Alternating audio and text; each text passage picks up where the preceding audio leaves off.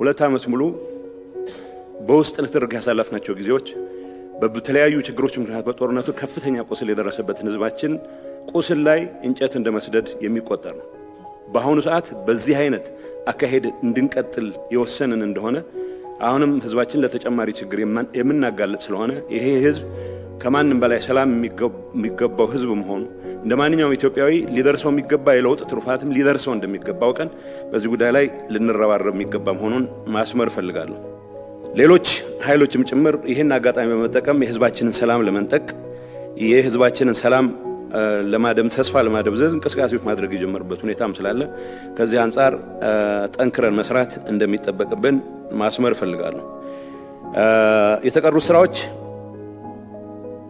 ከፌደራል መንግስት ጋር ከሌላው የዓለም አቀፍ ህብረተሰብ ጋር በቁርኝት እየተናበበን መስራት የሚጠይቁ ከምንም ነገር በላይ ግን ለሰላም ትልቅ ዋጋ ሰጥተን ወደ ኋላ የማንመለስበት ሁኔታ ለመፍጠር የሚያስችለን ነገር የሚያግዙ መሆን እንዳለባቸው ሊሰመርበት ይገባል። በአሁኑ ሰዓት በትግራይ ህዝብ ዘንድ ያለው የሰላም ፍላጎት የለውጥ ፍላጎት በምንም መልኩ መቀልበስ